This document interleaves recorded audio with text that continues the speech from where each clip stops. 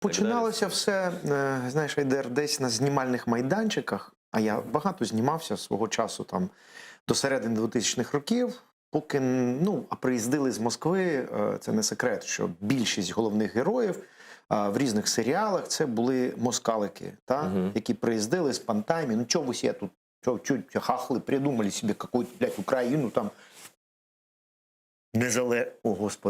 незалежно.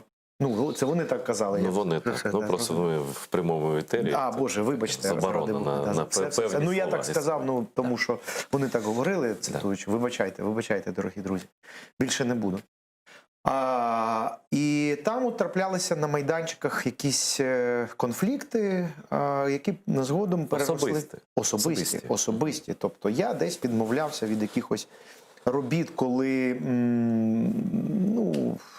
бачив, що буде конфлікт на майданчику. Але от я пам'ятаю точну дату, це 11 травня 2011 року, коли я вів корпоратив такого знаного регіонала Сергія Ківалова в Одесі.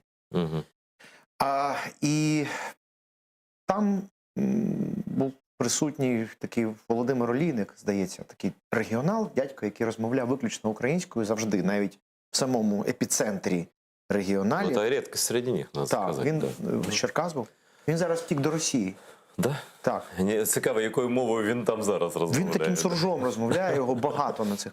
І от він став, він привітав ювіляра з днем народження, я до нього звернувся українською, і він до мене звернувся українською, ми про щось поговорили.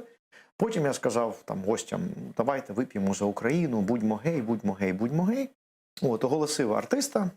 Здається, це був навіть Григорій Лепс, рівень артистів. Рюмка водки на столі. І потім під столом. Гості. І вийшов за лаштунки, до мене підбігає організаторка свята і каже, що ви здесь никогда, слышите, никогда в Одессе не говорили на этой собачьей мове.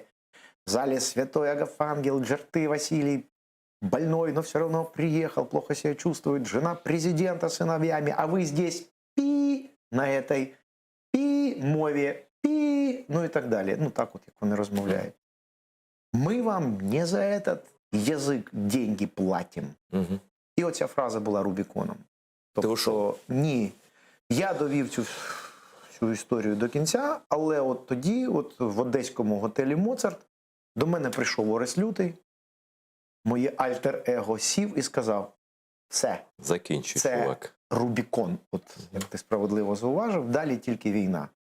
Але, бачить Бог, не я цю війну приніс у моє життя, тому що я довгі роки намагався знайти той, знаєте, компроміс між власною російськомовністю, між українством, намагався якось, українці толерантні, ми намагаємось занадто увійти. Звісно ж, можна, пожалуйста, так далі.